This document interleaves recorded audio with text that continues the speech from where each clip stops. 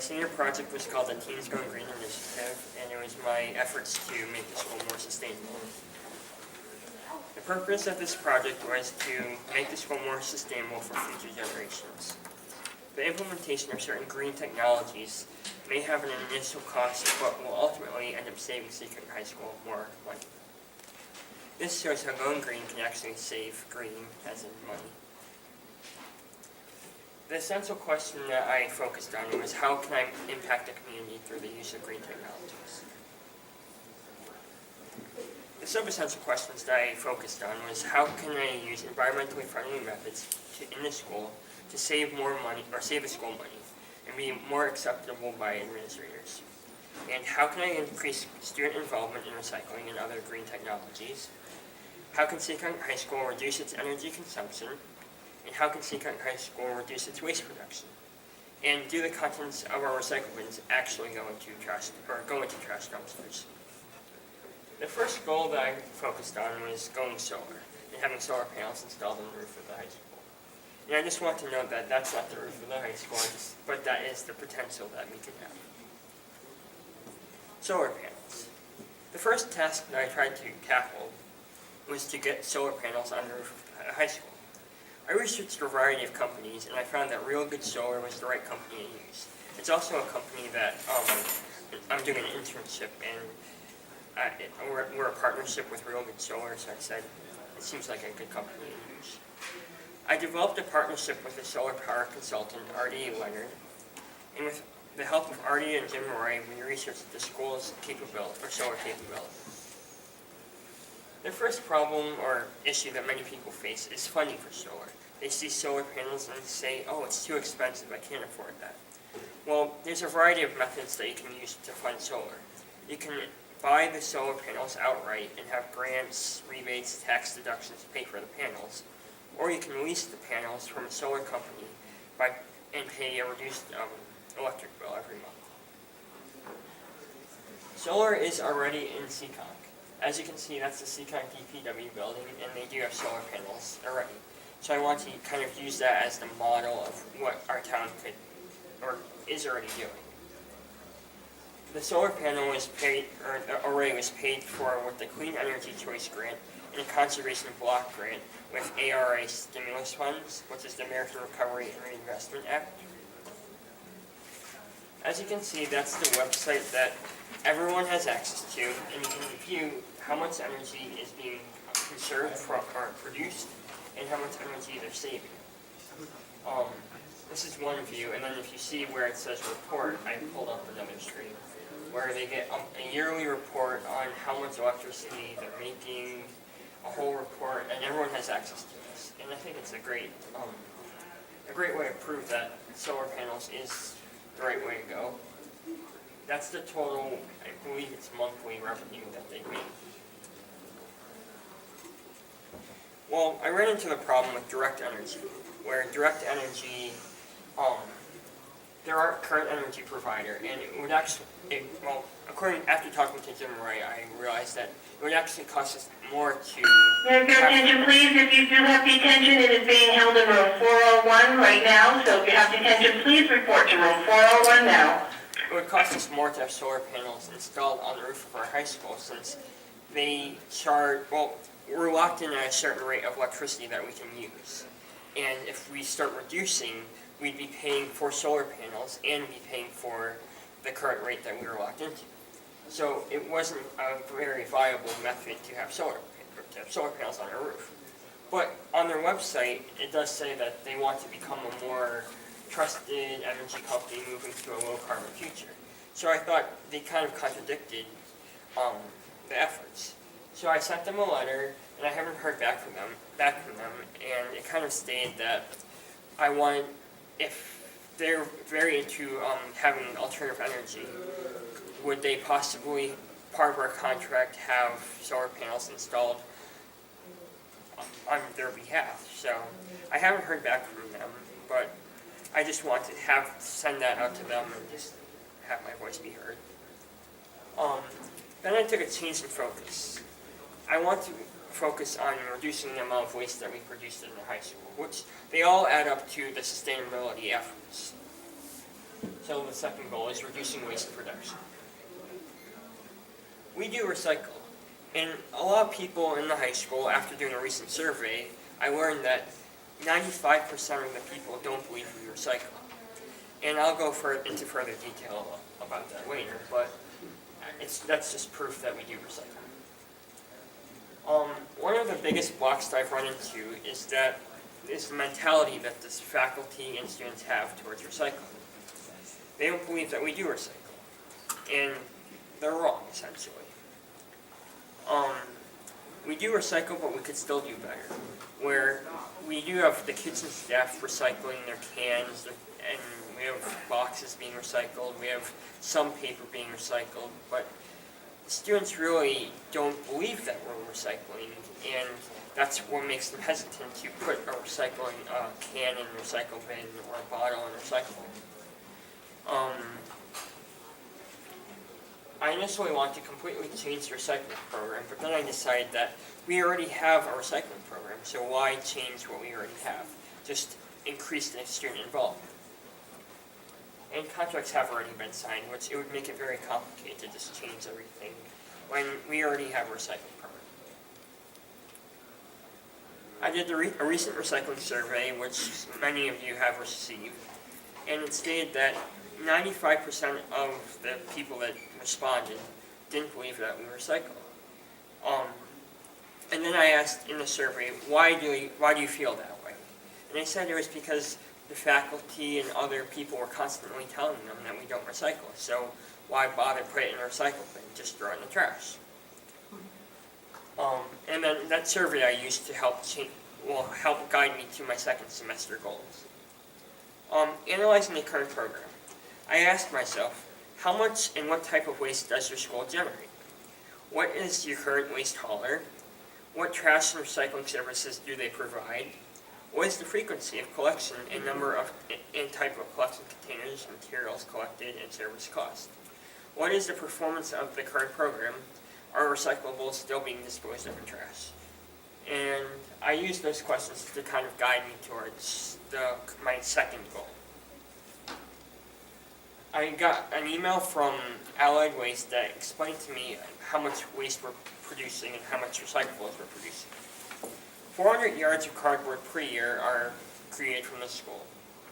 50 yards of recyclables per year are created by the school. And 1,600 yards of trash is produced by the school every year. And I want to reduce that number drastically and increase the amount of recyclables that we do produce. The mentality that we have to have when proceeding towards waste reduction is that we have to do the right thing for our planet. We have to have that mentality for preserving the future of our planet. And we also have to save money. And saving money is something that appeals to almost everyone. And that generally is what you have to focus on in this field of study too, is saving money because it speaks to many people. What to change? I have many things up there that I want to change or I have thought about to changing, but I'm going to just mention that the red components are what I focused on in this project so far. And do staff members and students understand the recycling program and its benefits? And can trash services and costs be reduced through more recycling or reduced waste generation? Now, one of the aspects that I explored was town versus school recycling. We have two separate programs. The town recycles has ABC Recycling, and then the school department has Allied Waste Services. And at first I thought, they're so inefficient. Why are we having separate programs? But when you add it all up, it's actually the same price. So it's also the way things have been done for years, and that's a response I've gotten throughout my project too. It's with the town politics and everything, but I wasn't going to focus on changing that because that's just something that's bigger than my project. So I focused on composting. Since we already recycle, I decided to continue with my goal of reducing waste production and focus on the composting of organic waste. How can this benefit Seacon High School? Well, I'm going to explain that first. By reducing the waste that we produce, we could eliminate one 10-yard dumpster instead of having two 10-yard dumpsters. And I've talked to many people, and two 10-yard dumpsters is a lot of waste that we're producing. And I'll go further in detail about the composting program, but it's a lot of the waste that we do produce is organics, where you have paper towel, you have food, and if we were to convert our lunch trays too to a decomposable lunch tray, we could just dump everything that a child has after eating lunch into a compost container.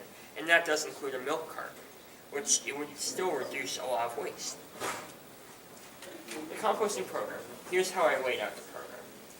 The program would consist of compost cans lined with decomposable bags placed around the lunchroom and kitchen.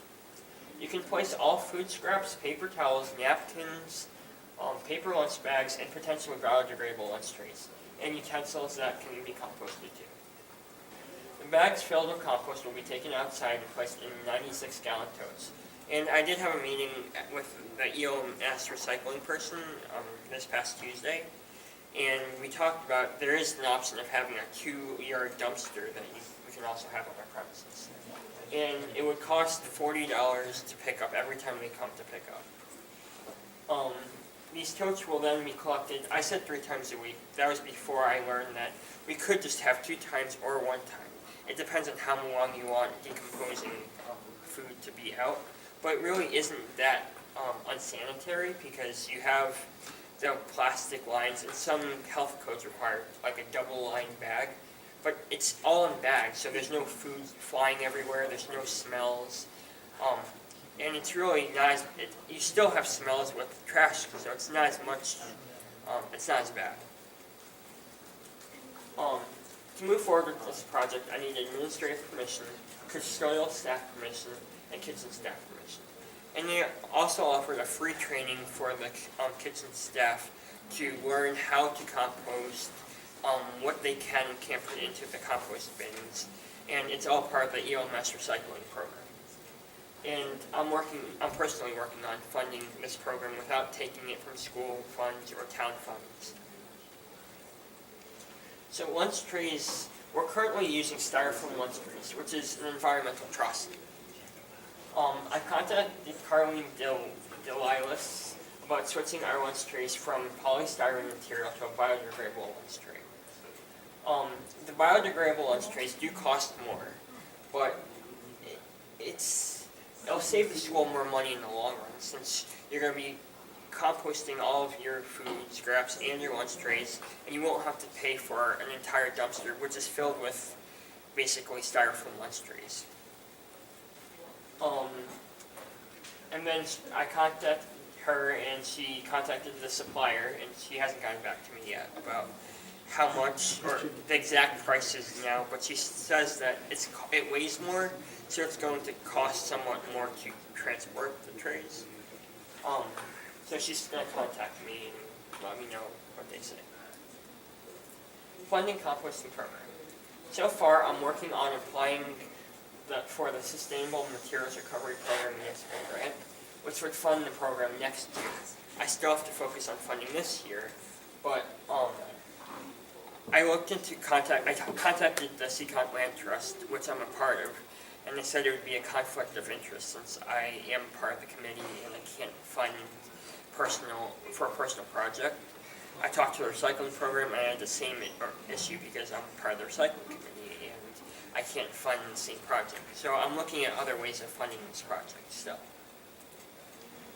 Why this project will help administrators? Well, ultimately it will save money. And saving money will talk to administrators. And turning the school into a green or more environmentally friendly school will bring publicity.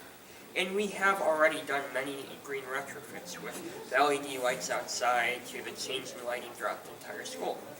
We've done many things already to make the school greener.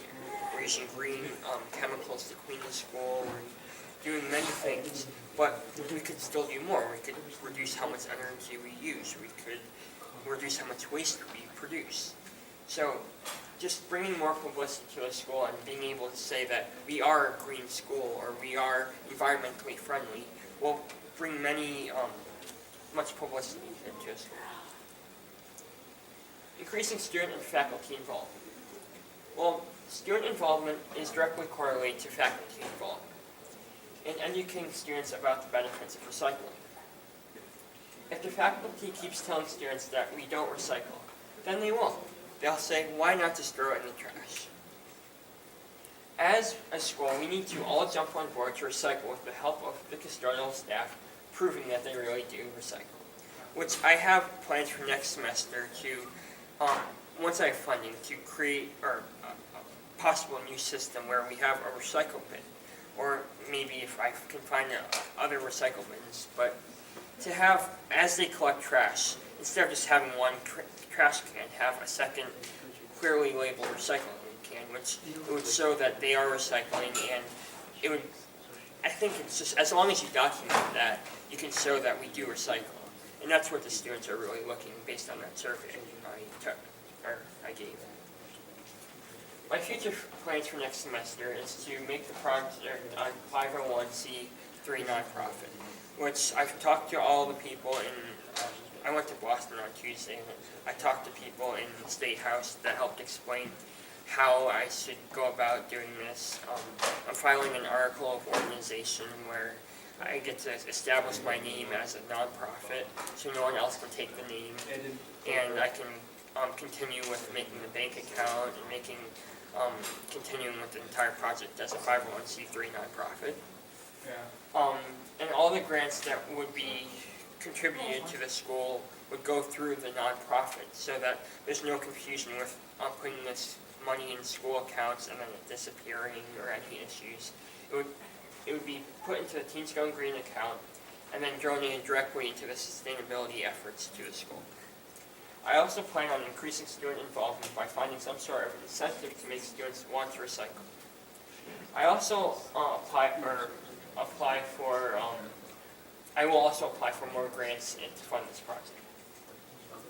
Thank you for the support of Mr. Wills, who was my advisor, the Seacon Recycling Committee, the Seacon Land Trust, the custodial staff, administration, guidance, science department, kitchen staff, faculty, Real Good Solar, ELMS Recycling, and Allied Waste Services. The connection to me. While this project has many personal connections to me, I want to be an environmental engineer, and my plans for my career is to make environmentally friendly communities that can self-sustain themselves across the world. So that's kind of how it's all connected to me, and putting sustainability efforts throughout this school will teach me a lot throughout my life too. And I want to just say that sustainability is my identity. Thank you for listening, and we do have a Facebook page. Any questions? So if you were to eliminate one 10-yard dumpster a week, Well, I believe we have 2 pickups a week, right? We have two 10-yard dumpsters, it's picked up twice a week. Right. Going back to that, Sure. that extra dumpster, the problem we're having here is when you contaminate a dumpster. Like that's what's been happening a lot with because the kids have to be educated. What they do is they throw trash into the recycling, and then it goes to the landfill, comes back, they find out it's not the right stuff in it, it goes to the dump. They don't separate it. See, that's the problem, a lot of this stuff. Even Right. recyclable bottles. There are so many recyclable bottles that can be recycled. With all these sports events, I put barrels out there, people just don't do it. They throw trash into the barrels. It's a lot of manpower to separate, I just don't have the. Which I And I was completely doing it at the understand. beginning when we first did this, I'm like, I am losing this battle here, I can't keep up with these schools, and that's the biggest thing. And if you bring in another dumpster, somebody's gonna go by, throw some stuff in it, boom. That composting thing will be good, but they're gonna throw trash in it, and they're gonna pick it up, and they end up charging you for trash instead of being recycled. For the And that's compost, the thing that, somebody has to follow up on this, keep an eye on all this stuff. right. Because it's so easy just to contaminate a big 10-yard dumpster like that, so. And for- education. For the compost, Education is the Right. big thing. and for ELMS Recycling, they offer a free to train the entire school at no cost to them, and they'll teach everyone, and there is a certain level of contamination that they allow. They allow 10% contamination, so that's part of the program that they're offering. But I do understand that there's the follow-up, there's making sure that everyone's following that program, that they're not, because there are people that just really don't care.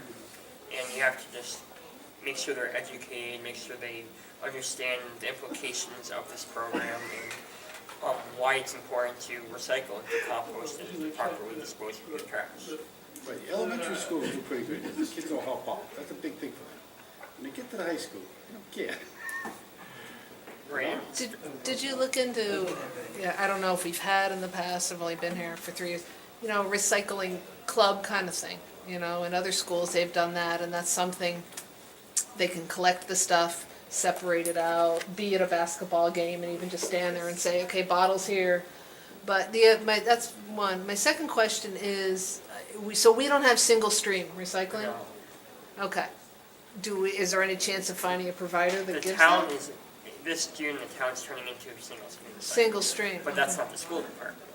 We're two separate programs. Right, but, But what you can put, when it comes to cardboard goes in one place, and then cans, bottle, glass, plastic, all goes in another. We don't separate it like, cans and glass, you can put that in the toilet. right, but I've been in situations where single stream is cardboard, paper, Paper, bottles, plastic. Right, but You know. I don't think you're still doing the same thing. It's just that we have so much volume of cardboard, you just put the cardboard in the cardboard dumpster. Like for And the, then you got the tote, that, So paper doesn't work for the cardboard dumpster? yes, we do, what we do with paper, Yeah, white bag, paper, which we yeah. put it in we have to put it in a white, plate. Here's where people don't do this here at the high school. They do it in all the elementary schools. You have to have a clear plastic bag, and you fill that with any kind of paper that goes in with the cardboard. So when Yep. they get to the recycling, they just pull the bags out. That's where I think, So, and another thing is when you're dumping these things, the papers don't blow all over the neighborhood. So that's why they put it has to be clear, it can't be in the dark. But there's so much paper that we waste here, I see going out because they don't do it here. that's where I think the teachers feel, oh, the trash barrel comes in, the metal trash can, the recycle bin all go in the same plastic barrel and go out of and here. they see a plastic bag, so they think automatically that plastic bag's going into the trash. And it's not, it's supposed to go in with the cardboard. So that could, if you educated the faculty at a faculty meeting or in a presentation, and you educated students through a public service announcement through